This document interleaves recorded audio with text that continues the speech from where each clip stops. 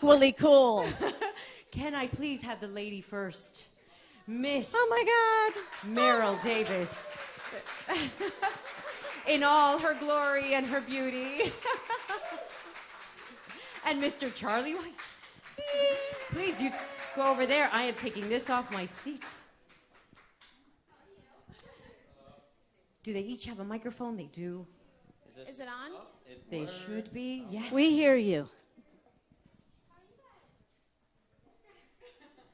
I think they're in awe. And just so you know, after Giselle talks to you a little bit, we're going to go around in the audience with the microphone and let everybody. They have a lot of questions for you. Yeah, you know, I'm not very familiar with ice skating simply because my mommy said, you've got radio, you just go do that, you're really good at that. Okay, so she never actually put me in something as exciting as ice skating, but I've been watching the videos, and I was telling you upstairs, it's contagious. It is something that becomes an obsession. Once you watch one, you watch 30. And this happened with Ellen because originally Ellen was just looking for a couple of videos that we could share. Just a couple that we could share, she particularly sent us an the email Sochi. with like 30 links. And this is couldn't stop. She did because it becomes so incredible. Now, I was asking the audience before you guys arrived a question that I just find spectacular about what I saw you doing. We don't see the mistakes, ever, ever. We don't catch one, but you know where they are. When you're in a team, how do you continue going and flow with the dance? How does that even happen? In regards to when we make a little error? When you make a little error, how do you trust each other? Like, you got this, you understand I just made a mistake and we keep going, but we're on the same page on where to pick up. Well, Charlie and I are fortunate because we've been skating together for literally 20 years now.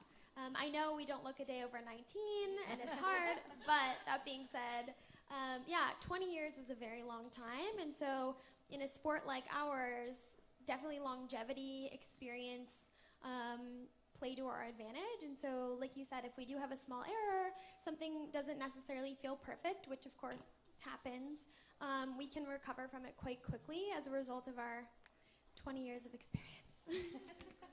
And I love that, Charlie, you took a chance, and I saw it that way because it's got to be more challenging for a boy when he's 5 to say, this is what I want to do. Am I correct on that, or am I just I think most assuming? 5-year-olds just do what's fun. You know, if they're having fun doing something, that's hopefully they can keep doing it. And you know, I think just the feeling of skating across the ice, especially when you're a kid and you know you're still learning to walk and run and do all kinds of other things. It's such an amazing feeling, and it's just you feel free, and that certainly was the case for me, and I think for Meryl as well. And you know, and then kind of being able to combine that together into a team for ice dancing. We started together when we were 8 and 9, as Meryl said, 20 years ago, and you know, we didn't know what the figure skating world was like. We didn't really understand what the Olympics were about. We just liked skating and had fun, and it kind of carried us through. Was there an additional pressure for you representing the United States at the Olympics? Because it was the United States, was there like this amazing pressure on you? No, I mean, I think for any Olympian representing a country that they're incredibly proud to be a part of, you don't want to let your country down, and I think that's a lot different than it would be at other competitions. You know, we're always representing our country. We're always incredibly proud to be representing the United States, and we really fought to earn that right, you know, to be Olympians. But I think it's really the same for any Olympian from any country, you know, whether it's our friends from, our friends from Canada or our friends who are walking into that opening ceremonies at the Olympic Games with your, you know, U.S. jacket or your Canadian jacket or whatever country you're representing. You've really worked to earn the right to wear that jacket in the opening ceremonies at the Olympic Games. So I think it's similar no matter which country you're from.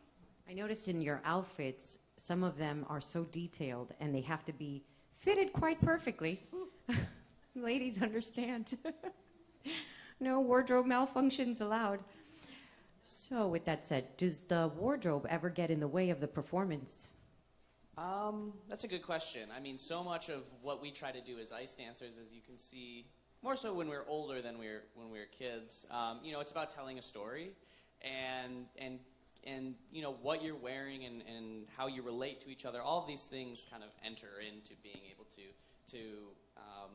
bring the audience, specifically the judges, because they're the ones giving you the score, and you really care the most about them, but not to ignore everybody else. You want everyone to be able to enjoy it. But, you know, so sometimes you have to go above and beyond, and there have been times where we've had outfits that were, you know, definitely in the way, but, you know, we're correct. Like, I've had to wear a tux and tails, and, you know, it's just, generally, it's not comfortable for just, like, walking, you know, and, but to skate in especially, it's hot, and it's heavy, and it doesn't stretch a lot, so you make the best of it, and kind of try to figure out where you can improve these outfits as well. But definitely functionality plays a huge part, and we take that into consideration when we're creating not just the outfits, but, you know, like, for example, my hair is really long, and I would love to be able to wear it down when I skate or even in a ponytail, but it's dangerous. You know, so many of the lifts that we're doing are acrobatic, and we want to make sure that above everything else, we're being safe and not creating a dangerous situation for ourselves. So we take that into account when we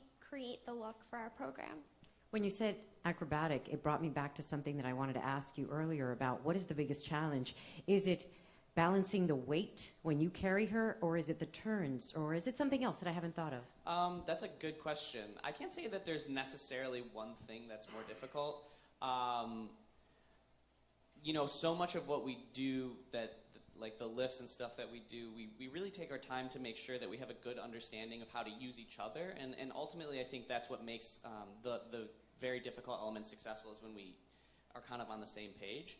Otherwise, it's just like, if I try to lift her and then she tries to jump or she tries to move before I'm ready, that's where things can go wrong. And again, a part of where just being a team for so long, it helps a lot. But we take a lot of time before we do any of the lifts on the ice. We do them on the floor over and over again, have an understanding of what we need to do, because, I mean, we're wearing blades and we're on the ice, and we have had our fair share of mistakes, so we know that you have to just be safe about it. Is this a profession that, because we have children in the audience that are skaters, is this a profession that you would even tell your own children to go into? I would never tell a child you should go into something as your profession ever, like in terms of anything necessarily, because I really believe no matter what you're going into, it has to come from within yourself. You have to have that passion. And so if a kid is passionate about it, you have to follow the path. You know, there are so many turns that you can take, and there are so many goals, different kind of goals to go after, whether it is, you know, you reach the age of 12 and you've said, okay, I've loved this, but it's enough. And to say to someone that you should pursue it for the long term, I think is kind of a lot for a child. But I think for Charlie and myself, you know, from the time we were 5, we never said, okay, this is what we're going to do for our careers. We're going to, you know, make money doing this someday. It was always about, we really love doing this, so we're going to keep doing this for as long as we can. What has changed in the Olympics as far as when you were competing and what the newcomers are dealing with? That's a good question. I mean, it's been three seasons now since our Olympics where we won, and so the expectations are a little bit different. There's always sort of like a slight change in style that comes and goes, and so the as far as rules go, I mean, I don't think that there's anything that's too crazy. If anything, there are fewer restrictions, but I think what's really interesting is just especially the depth of ice dancing that we have in the United States. We were just at the championships. They were in Kansas City. That's where we're coming from now. So, you know, it always used to be that ice dancing was kind of like on the back burner behind the lady singles and men's singles and even pairs. And these days, it's really a premier event. And, you know, that's been kind of a long time coming. But definitely since the last Olympics, it's been the most exciting event in the U.S. And we've had the highest quality teams internationally. So I think that's really nice to see. Now, I know that you turned 30 on January 1st, which was just the other day, so happy birthday on New Year's, which is the double party, right, every single year. And your birthday's coming up October 24th. Yes. And you'll be 30. Yes. Now, with that said, do you continue to pursue the Olympics, or are you getting to an age where it's time to start thinking of something else?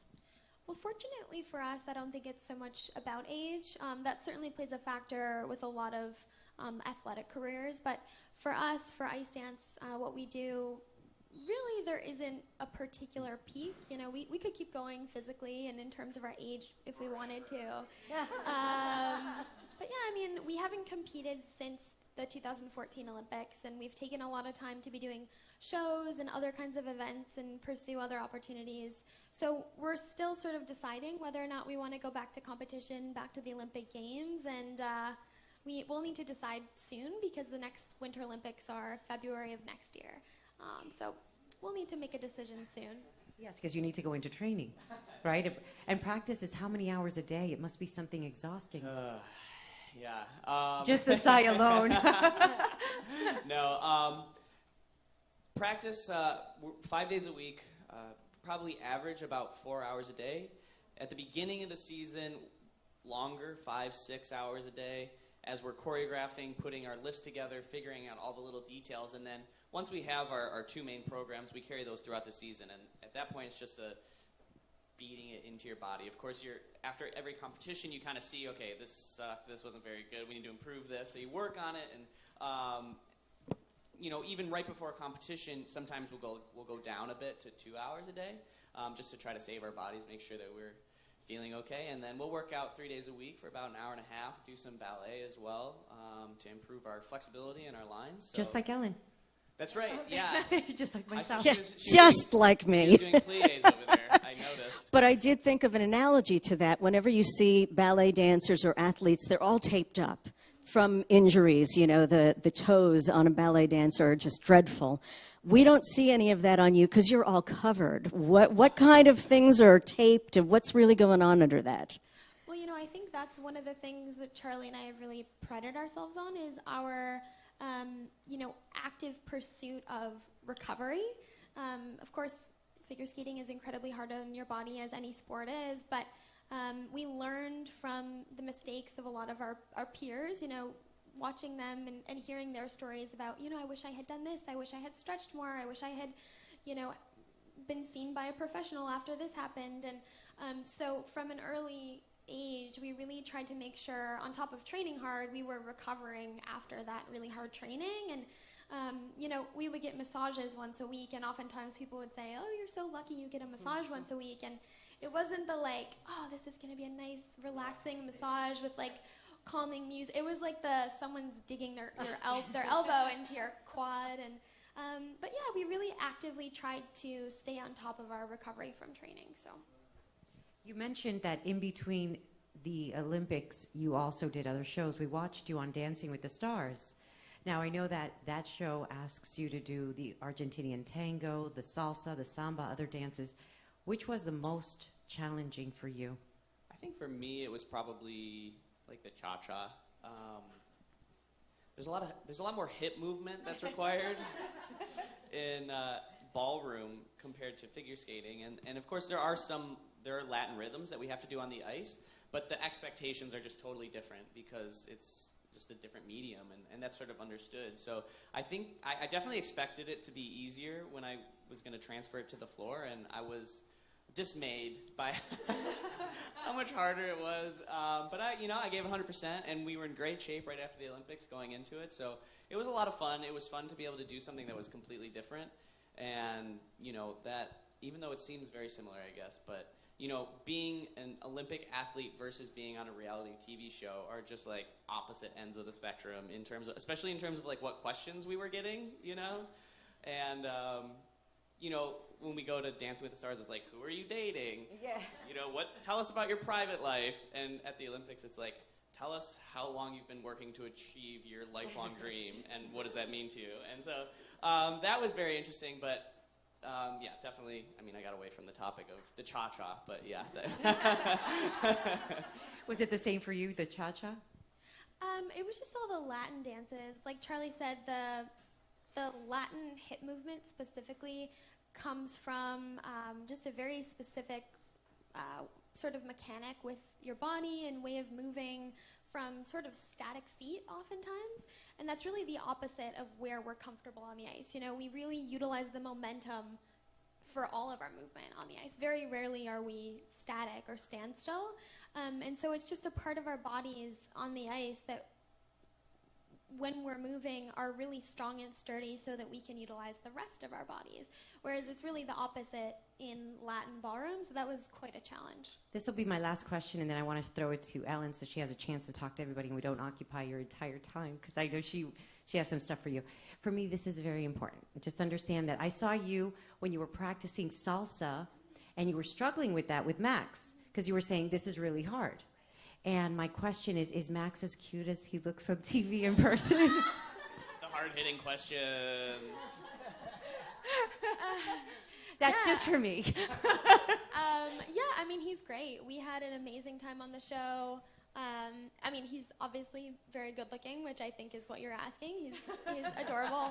But I mean, we had a really great time on the show. And I mean, like Charlie said, being an Olympic athlete versus being on a reality show is very different. And so I think as opposed to,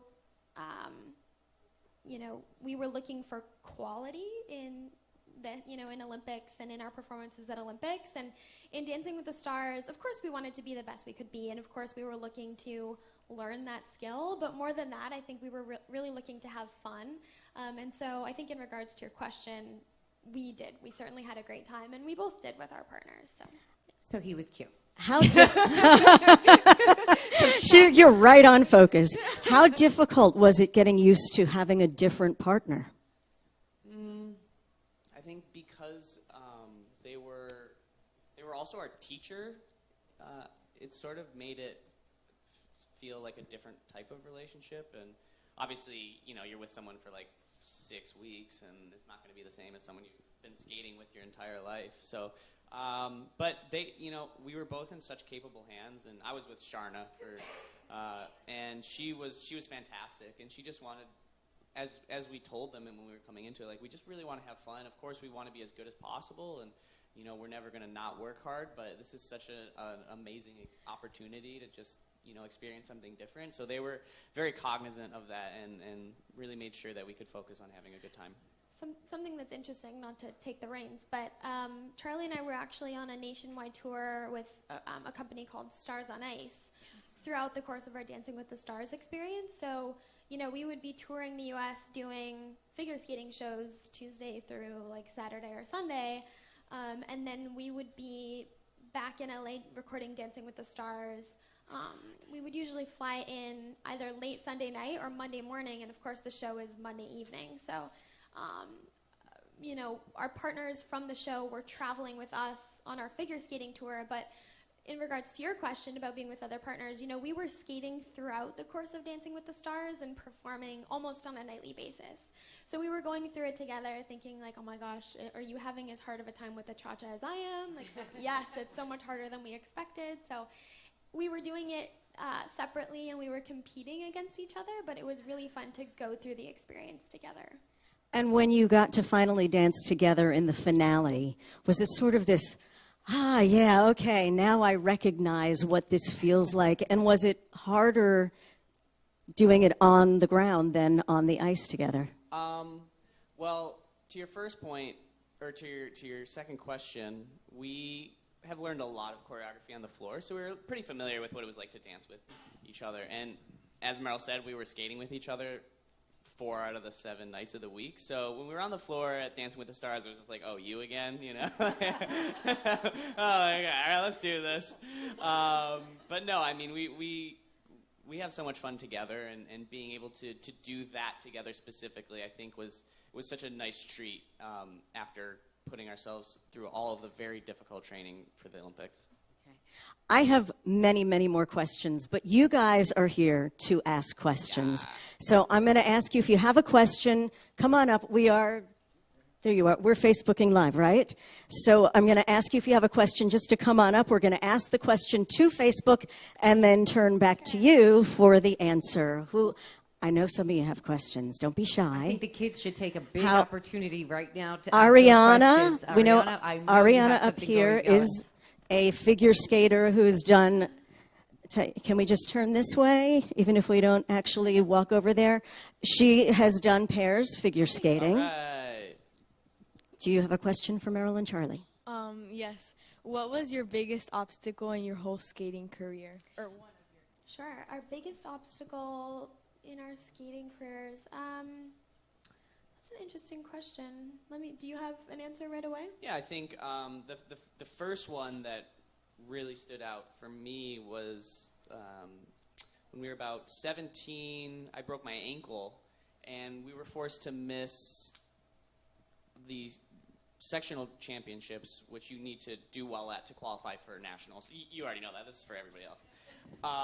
And so I missed that, and we had to miss the national championships, and we were seniors in high school, and it was sort of like a transitionary period for a lot of our friends, and everyone's getting ready to go to college, and here we are missing out on a really what obviously at the time it felt like the most important thing that we could possibly do. And it was really heartbreaking, and it was also something that sort of helped us realize how much we enjoyed skating, and like being forced to take a step away from it with the injury that I was dealing with. I played hockey as well, and I actually broke my ankle playing hockey. And we went to school full time, and we were just busy, just doing all kinds of things. But specifically, I think for us, missing out on the opportunity to compete in the ice dancing was something that opened our eyes to what we wanted to devote ourselves to moving forward. And so after we graduated from high school that year, we decided to take a year off before going to college. So we just focused on skating, and that was a little bit too much skating. That was a lot of skating. And but at the same time, we were really grateful to have had that opportunity to realize just how much we loved it, and that it was worth putting 100% of our effort into it. Can you offer some advice to the young figure skaters here on how to stick to it when things get difficult? Yeah. Well, I think, one of the things, of course, Charlie is suggesting is balance. And I think seeking the motivation to stick to it should really come from finding it within yourself to have that passion for it. And that's really what Charlie was saying was we loved it. We loved skating. We had fun. But it took like having that sort of taken away from us in a way to realize just how much it meant to us. And I think that through that experience of not being able to skate, not being able to compete, we realized it wasn't about, winning the Olympics. It was never for us about a certain placement or anything like that. It was about that passion that we had and the role that it played in our day-to-day lives. And so I think that allowing yourself the ability to sort of figure out, is this important to me? And if it is, why is it important to me? Whatever setback you might be facing, whatever challenge, whether it is loss of motivation or something like that, an injury, I think just realizing the role that skating or any sport plays in your life sort of will lead you to the answer of whether or not it's something you want to continue to do. Now, is the idea to dance on ice the same way you dance when you're on shoes? Is that the idea? No, it's very different mechanics. And so wasn't it a challenge when you had to dance to put on shoes and do something like the ballroom dance that you mentioned? Yes, yeah, absolutely. For instance, it's like in skating when you stroke. I'm gonna lessons from Charlie. Yay! I also had so like when we stroke. We take our free hip, so to speak, the one that's not connected to the leg on the ice. We take that and we push it forward. And in ballroom, a lot of the time when you step, you leave it back. And it's like it's such a little thing. You would think that it's like, oh, well, just bring your hip forward or leave it back, like depending on. And it's just like it started getting like totally flipped around in my brain, and so it led to some pretty funny moments. Yeah, so much time just learning to walk. Yeah. But I want to go back to answer your question. I sort of deferred to Charlie since I didn't really know what I wanted to say. But I think for me personally, the hardest challenge in like our figure skating career so far has just been finding self-confidence. It takes a lot to put yourself out there, especially in a sport that is so performance-based. You're expressing emotions and you're doing things that don't necessarily feel natural or might feel kind of silly or over the top at first. And I think in particular as a girl going through, your teenage years and feeling self-conscious of whether it's your body or the way you look or whatever it might be, it's an awkward time to put yourself out there in a performance-like setting. And so I think for me, I would have to say that was my biggest hurdle to overcome, was just feeling like I could put myself out there and feel good about it. It's a little bit of being naked emotionally. And I want to come over here because we spoke to this young lady earlier. She's a dancer. And what she said she loves most about you guys is your passion and how it comes through. Do you want to ask about that?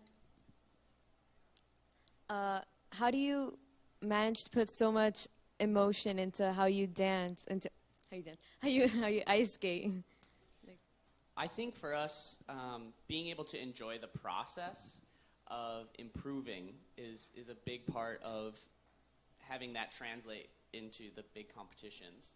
I think there's a lot of people who enjoy the big moments of performance, but then when it comes to breaking everything down and working on the technical details, or even the details of how you want to express yourself emotionally, I think that can bog people down. And if you can't learn to appreciate the building up of that technique, it's a lot harder to bring it with you into competition. So, I mean, I can't say that, like, love practicing, you know, because it kind of like, it feels like you either do or you don't, but I think if you can find ways to, you know, if you're very competitive, like, compete against yourself, or if you're not very competitive, just try to, like, take a new approach every time you're doing the same thing to keep it fresh. Just so that not every day, or every day, depending on how often you're training, you can find a way to make it really feel worth it. Then when you can take all of that into competition, it really shines through. And I think we always had, of course, I'm not saying that we enjoyed practicing every day. And you know, some days it's just like you want to just sleep all day. And, you know, we live in Michigan, so it's freezing, and we have to get up and, like, scrape the snow off of our windshields and get in our cold car and then walk into a freezing cold ice rink. And, like, it's just, you know, it can be rough. But at the same time, once you get going and you're there with your friends and your coaches care about you, it's the kind of place where really special things can happen. Very few of us will ever reach or attain a goal that we have set. I would imagine that winning the gold medal is the highest honor, right? That is the goal. With that said, describe to me what that feels like. Yeah, I mean, it definitely will sound cliche, but I think Charlie and I, one of the things that really helped us have the healthy, enjoyable, successful career that we've had is sort of realizing that we had always taken the most pride in our ability to put the work in when we needed to, improve day to day, and just take a lot of pride in taking the necessary steps to get to where we wanted to go. And so, yes, I mean, standing on top of the Olympic podium, hearing the national anthem, getting an Olympic gold medal is completely surreal. You know, we just wanted to pinch ourselves thinking, how could this be happening? But the reality is that, you know, this moment sort of we're looking at here, when we finished the performance, looking back, as you mentioned earlier too, you know, when we were young and knowing how far we had come, I think that's really what we took the most pride in, because that was the greatest reflection of our years of hard work we could have possibly had. And also, forcing me to watch our Olympic program on repeat is giving me so much anxiety. Is it because like, you're watching can't it? even Or see it. I'm just like, oh my God, I was so tired right there. oh my God, can you, like, go through this and tell us what's going on in each moment? I mean, we hear the announcers, but hearing it from you would be amazing. Yeah. You know, like Meryl said, we were crazy nervous. So this is the replay. This is just after we finished our skate. And so we're sitting down, getting ready to hopefully hear that we got the high score that we needed to win. We were the last skaters, so we had a really long time of just sitting backstage waiting for our turn to skate. And it was the most horrifying, terrifying experience of our lives, because in the 2010 Olympics, we had won the silver medal. So our expectations moving into the 2014 Olympics, it was like, okay, we really need to win the gold. Also, we had only lost 2 competitions in between during those 4 years. So we had a lot of pressure on ourselves, and rightfully so. I mean, we earned that right to expect an Olympic gold medal winning performance. But at the same time, in skating, just like in so many other sports and other things in life, it doesn't take much to make a mistake. And that's the kind of thing that, especially before we got on the ice, it was really haunting us. And, you know, it's like, oh, what if, you know, because other people's outfits, sometimes something will fall off and fall on the ice and you can step on it and trip for no reason. And so we're very grateful. Obviously, we worked crazy hard to be ready for this, but we're also grateful that, you know, all the little things that can go awry didn't. And at the end of the day, I mean, obviously we're ecstatic. I mean, and it still kind of hasn't hit us. Is that mom and dad? No, those are our coaches. Okay. Those are our coaches. Yeah. No. I'm glad I asked. No. Our parents were in the stands, and I actually they tell us they get more nervous than we do. So I believe it. You know, one of the interesting things you're asking about what went through our minds, and I think just for people who aren't necessarily athletes, it's interesting to know that when we're at this stage of our competitive season, you know, we start putting our material, like our programs together, probably March, April of the previous year. So March, April of 2013 is when we started putting these programs together. And so by the time we get to, this is February, mid-February 2014, we're not even thinking so much like, don't forget to point your toe here, don't forget to push here, don't forget that you need to like keep your core straight at this part, because we've done it so many times at this point. We could, sometimes I'll be looking in the audience like, oh, I've seen that guy before, or like, oh, like Charlie has a curl, like, right, like, you know, we have that muscle memory by that point, because I'm sure you know as a dancer, and you guys know as skaters, if you practice enough, your body knows what to do. And so I think it's interesting to note that, you know, your body and your mind can really get to that point where you're just ready to go. and also we tend to practice at 100% every day, so that when we get to competitions like this, where and especially as ice dancers, you just can't afford any mistakes. You can bring it down a couple percentage points to 95. And so the opportunities for mistakes are much lessened. So it might not be quite as dynamic as you're used to doing it, but the judges aren't used to seeing it anyway. So our coach, you know, we basically just have to go out there and do our job that we've trained for every single day.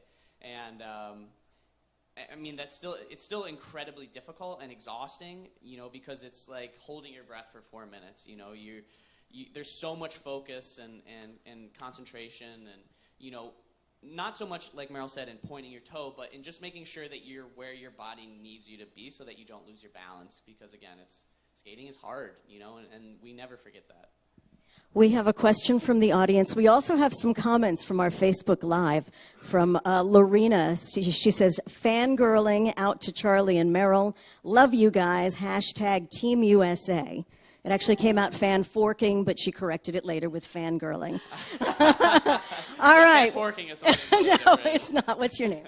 My name is Frankie. And what is your question for Charlie and Meryl? My question is, you know, I know a lot of times when you speak to people about goals, and Giselle just brought it up, you know, she said you had the highest standard winning the gold medal, but now you moved on to Dancing with the Stars. There's never a stop, right? You just keep on going and keep on going. But how many times did you feel like, oh, I don't want to do this? For the kids here, they're feeling like, oh, I don't know if I can do this. I don't know if I can. What made you change? You know, what was those strong points in you that made you change and stick to 20 years of ice skating?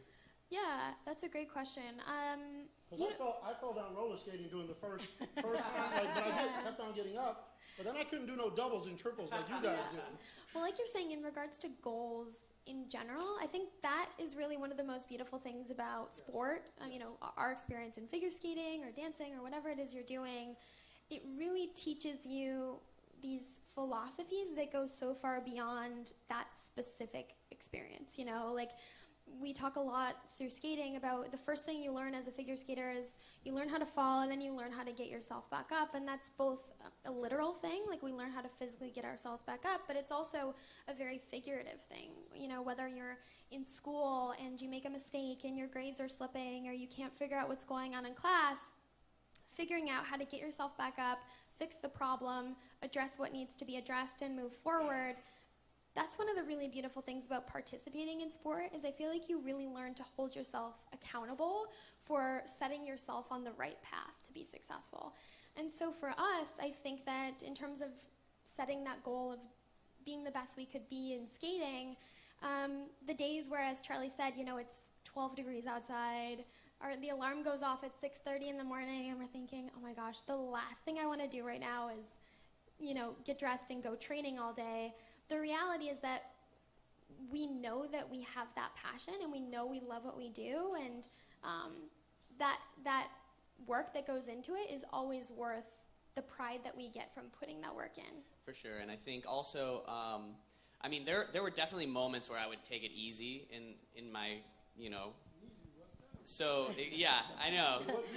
I'd love to say I owe 100% always, and I always loved every single moment of it. But, when you're a kid growing up and your friends are doing other things and everyone else is elsewhere, sometimes I would be out on the ice and I would just be taking it easy. I wouldn't be working as hard as I needed to. And, probably 10, 11, and it was a great opportunity to learn about accountability. My mom would come over, and she let me skate. She didn't make me skate. And, same with my dad. They were just like, if you want to skate, go ahead. Like, we'll be there for you. We'll support your dreams. But, when I was out there not doing what I, should be to improve, to make the improvements that my coaches had set for me and the goals that I had set for myself, my mom would come and be like, you don't have to be on the ice right now. Like, you don't have to be doing this.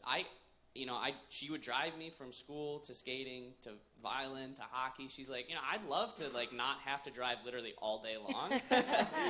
So in a way, you're being selfish by not giving it 100% if you're going to be here. If you don't want to be here, then we can go home. And it's sort of like there are moments like that where it's sort of like it snaps you out of being selfish and thinking of a little bit of the bigger picture, which it can be hard to do naturally as a kid because you're a kid and you don't have a life full of experiences to pull from.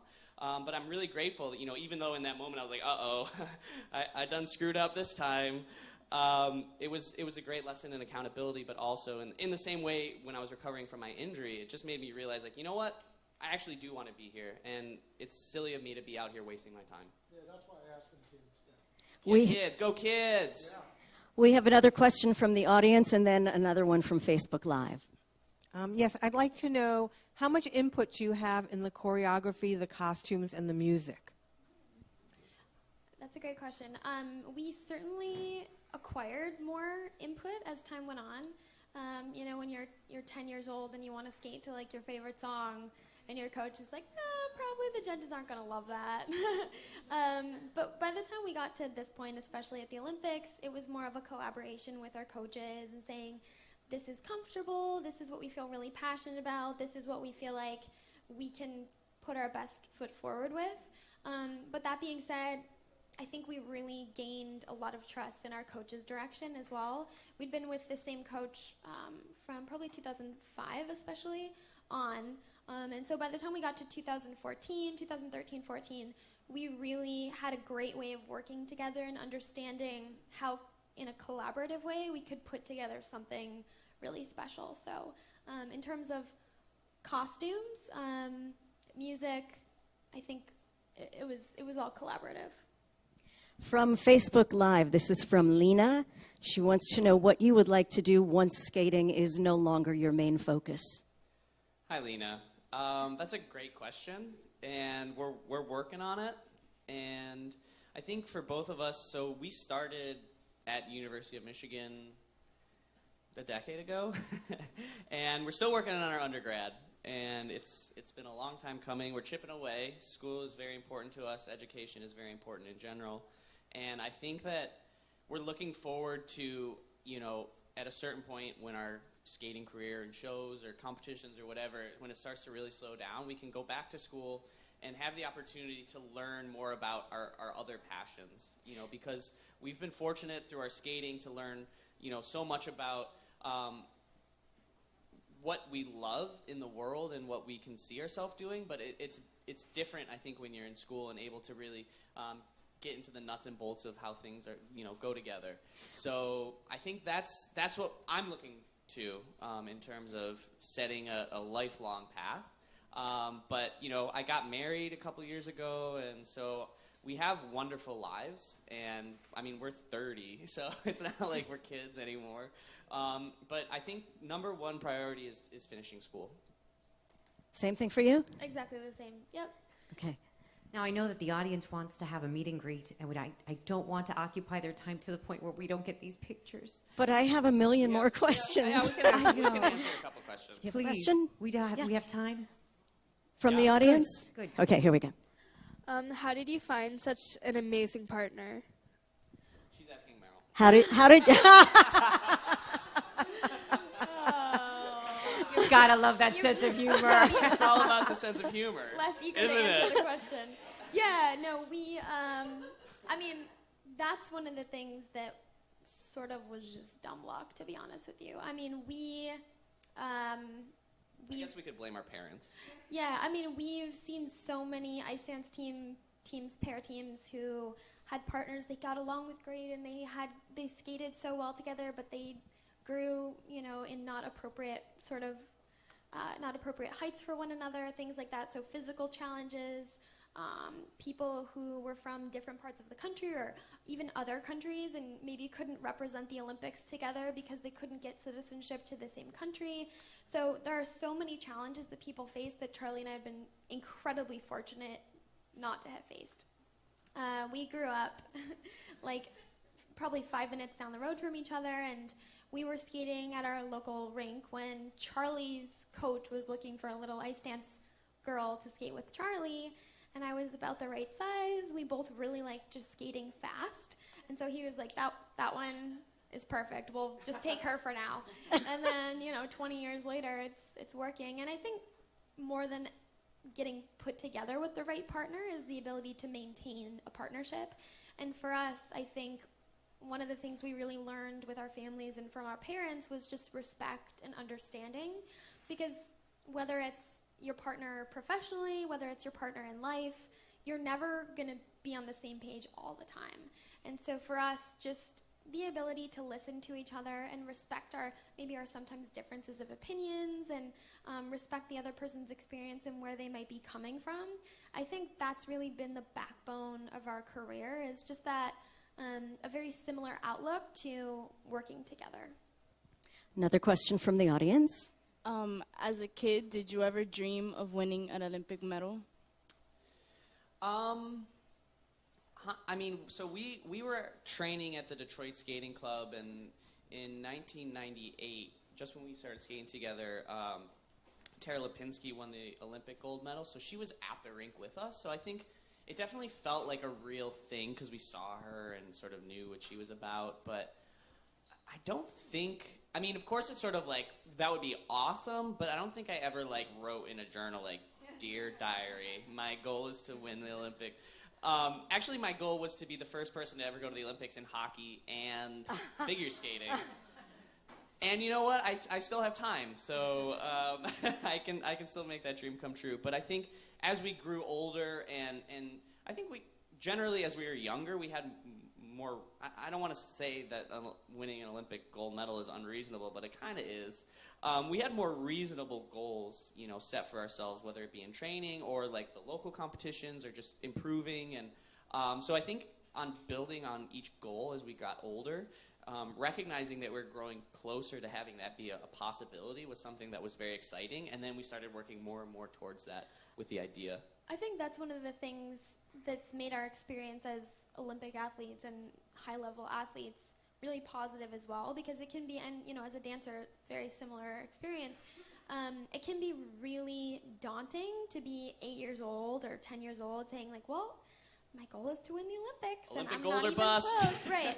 And so if you have small goals, it's a lot less stressful, and I think it's much more attainable, like Charlie said. And so I think on top of being more attainable, it's also more enjoyable to be there every day, feeling, you know, the little successes along the way. So I think that's really important. So when you're setting these goals that are incremental, and now you get the gold medal in the Olympics, two parts. What's next? And so many times we see people who reach the top and they crash and burn. And you guys are so together and so humble and so real. Who do you credit for helping you with that? Well, I think, the same lessons we learned to help us in our partnership, we learned about life in general and just having a healthy approach and perspective. And so much of that, of course, is just experience, but also we were very lucky to have supportive families and parents who had our best interests in mind. And moving forward, what's interesting on looking back on our career and the Olympic gold and the silver and world championships is that when you're in it, you don't quite understand how the accumulation of experiences is affecting you and what lessons you're learning from them. But the perspective of being able to look back and see, when you're talking about perseverance, when you're talking about goal setting, all of these wonderful things, and having a healthy philosophy on life and approach to being happy, because it's something that you have to be considerate of when you're training is, how am I making sure that I'm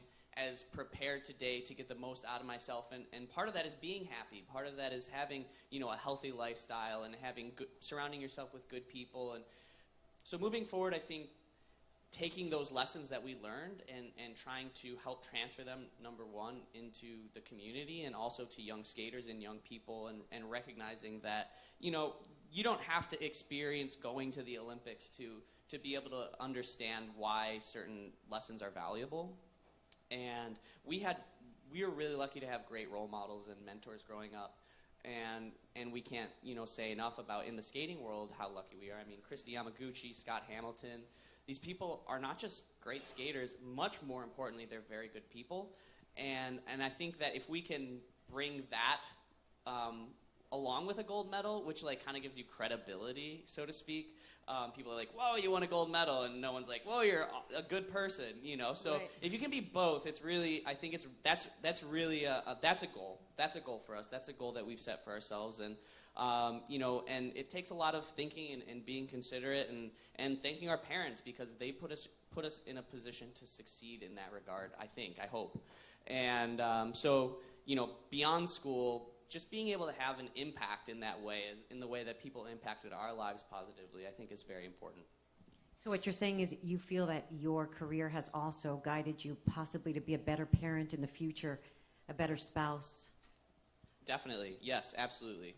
And role model too. And like Charlie said, being an Olympian, being an Olympic champion gives you the credibility, but we like to talk to people who, have no plans of being Olympians necessarily, or don't have any goals within, the athletic realm, because as Charlie said, it really is the same philosophy no matter what it is you're doing. So like you said, of course, a better spouse, a better parent, a better friend, but also just being a good role model. And I think that really goes hand in hand with being an Olympian. Do you have a certain passion? Is there something that, other than the skating, that you say, I want to help the following? I want to help who? Or I want to help what? I think for us, it's easy for us to focus on skaters because we know the issues that they go through in regards to competition, self-doubt, confidence, dealing with coaches, how authority plays a part in your life, and how you can sort of use that.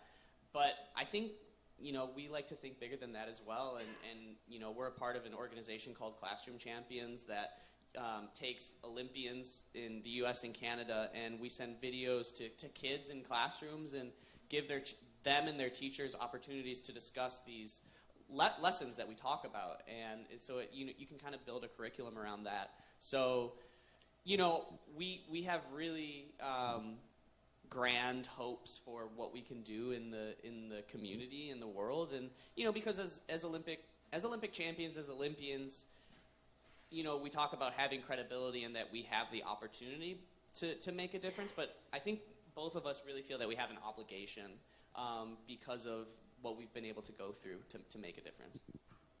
We have a few more minutes left for questions, and then everyone will have the chance to meet each of you up close. A reminder, if you have your raffle ticket stub, we're going to be doing drawings so that some of you are going to go home with tickets to tomorrow night's Colgate skating and figure skating and gymnastics. Thank you. Spectacular. Question here. Hi, guys. I have a really quick technical or kind of coaching question. So I just started learning my twizzles, and they're not easy. So as the king and queen of twizzles, do you have any advice or tips that you would give? Absolutely. I think probably the most important thing, at least in my experience with twizzles, is keeping a tight core. It's just like doing a pirouette in ballet. It's all about the strength in your core. And if your body is nice and straight and strong, it's easier to get around and stay upright. Whereas if you start to weeble wobble, or something's forward or something's back or bent either way, it's hard to maintain that momentum upright across the ice. And I also think, with twizzles in particular, it's just about repetition and being able to understand as you're traveling and you kind of catch your toe or you kind of catch your heel or you do lose a little bit of control, how to properly counteract that tiny mistake without having it become a bigger issue.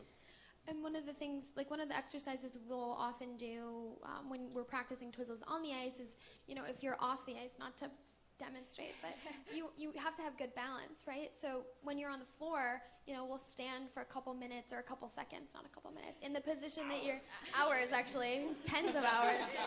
We don't even sleep at night. But, in the position that you're in a twizzle, you want to make sure that your body knows what to do and also that you trust your body to do that. And so those little exercises are great for really anything on the ice. Would anyone here like to ask a question standing on one foot? Here we go. We have it. I'll be right back.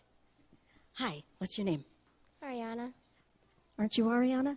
Okay. Ariana times 2. How do you guys did school but at the same time practiced? Yeah. Well, school is the most important thing for kids, number one. I love figure skating. I love hockey. But education is absolutely the most important thing because it will always be there for you. And so that was, if for any reason, skating, hockey, or any of the other extracurriculars that we partook in started to get in the way of school, then that had to take a back seat. And so, because I loved everything I did, I really found a way to be as efficient as possible. And usually that was just staying on top of school. Because it's really fun and easy to it is easy and sometimes fun to procrastinate. In the end, the amount of pain you suffer when you're doing something at the last minute does not equal the enjoyment you had of putting it off. So it's an unequal distribution of emotions. That's my advice for life. Yes, yeah, and it's a good lesson for life too, for sure. Reports, end of the year, you and then you, okay? Okay. Charlie, I want to touch on something that you said earlier, and the fact that your parents didn't push you into it, and the fact that they supported you and that they supported your goals. I used to be a competitive figure skater when I was young, and I saw quite to the contrary that a lot of parents did push their young athletes into it, and really hard, in fact. What would be your advice to young athletes, not just young figure skaters, to follow their goals and their dreams, even when they have obstacles such as that? You mean parents? You mean when a kid's obstacle is their parents? Parents or somebody else that's pushing them. No, yeah, I mean, I'm kind of joking, but I absolutely know what you mean. And the thing that I think has been eye-opening, and we've both been able to coach a bit and, work with kids as we've traveled across the country and the world.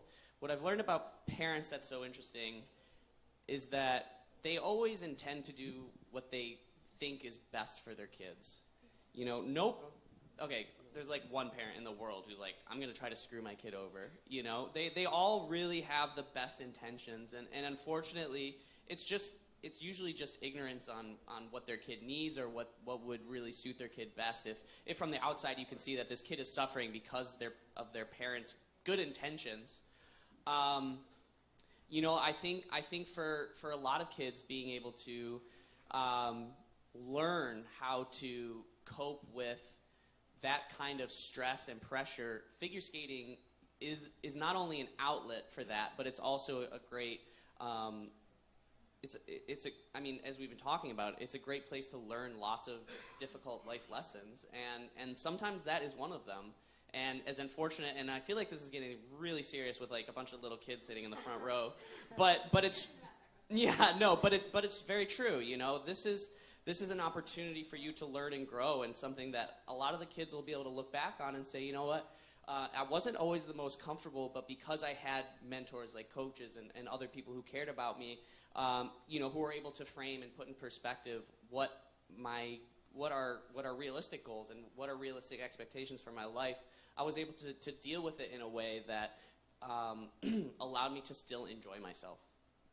Okay, just one more question from the audience, and I'm going to ask you to help me with this because I couldn't hear while he was talking. It has to do with when they won the gold medal. Before that? Yeah, what place that was before the previous Olympics. Where were you in the previous Olympics? And what made you aspire to get the gold medal? To keep going? Sure. Well, we got second in Vancouver at the 2010 Olympics. And, you know, at that point, we weren't sure if, for lack of a better way of putting it, we weren't sure if we had peaked at that point. Like, maybe this is the best we're ever going to be. And we really had to take a look at whether or not we wanted to keep going. Because at that point, you know, we could have walked away from skating very happy and said, we have an Olympic medal, that's awesome, let's go do something else. And we went home and pretty immediately looked at each other and said, you know, we still feel like we have room to grow. And it wasn't necessarily about like, okay, well, we have a silver, but we really need that gold medal. We just thought we're not as good as we feel like in our hearts we can be, or you know, we see ourselves being. And we felt like there were still a lot of lessons for us to learn on the ice that could lead us to a place that we could really take pride in getting to. So yeah, I mean, I think we just really saw the potential in ourselves to grow, and we felt the passion. So that was really our approach after getting silver in Vancouver. You know, I have to tell you, it's so impressive how humble both of you are. Do you guys agree with me? Yeah. I notice in the way you answer the questions, you don't put the highlight on, I'm an Olympic gold medalist. You put the highlight on how hard you work every day. And that is something to say for you. Thank you. I really do mean that. You guys are excellent skaters, but you're good human beings, which is one of your goals. You know, it's funny because we feel like regular people. And I remember when we are regular people. You don't feel like aliens or anything like that, right? Shoot. No wonder they can do those lifts. Gravity doesn't affect them at all. You know, I remember when I was a kid and I was learning about the Olympics and learning about, you know, different Olympic champions and thinking like, whoa, it's, you know, they're superhuman. You know, they're like bigger than life. And it's actually, you know, going through the process and as we were able to meet many of our idols who were also champions, but also in the process of becoming an Olympic champion, it's nice to realize that you're just another person, you know, and ultimately, you know, what makes life the most enjoyable isn't becoming an Olympic champion, it's enjoying moments with other people. And so I think that's that connection that we feel for each other and with everyone else, that's what kind of keeps pushing us.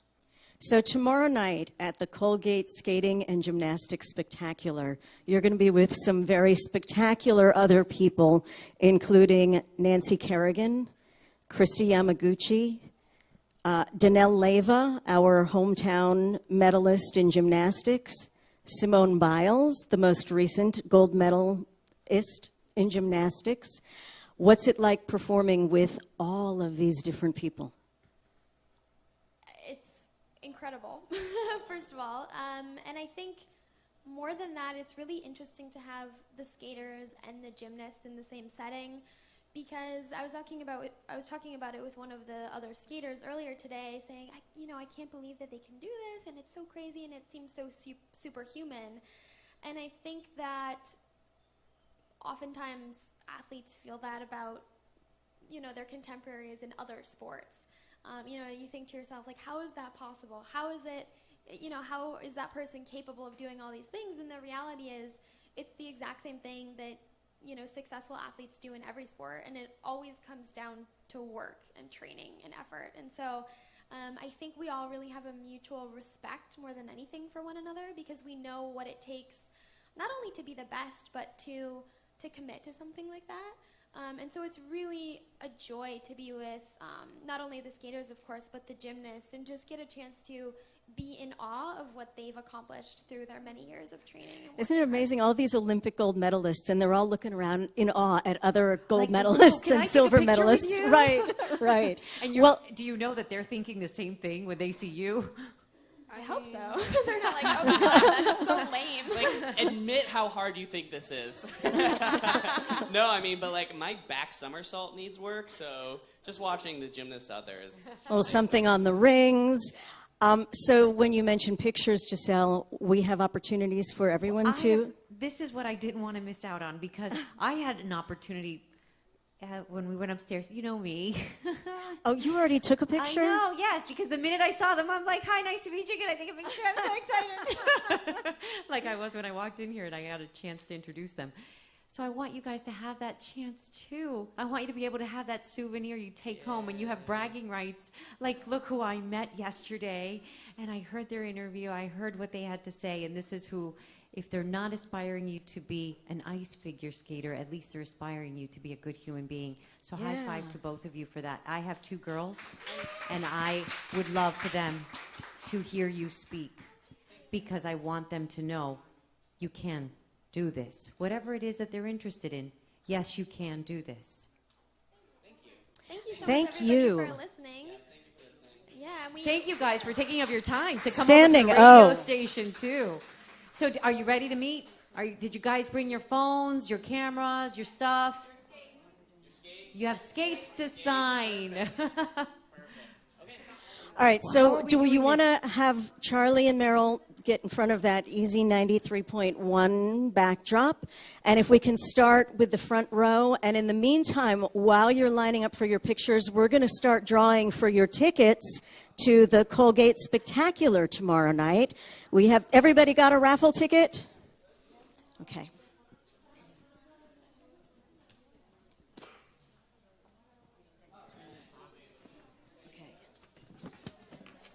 Marcus, could you please turn off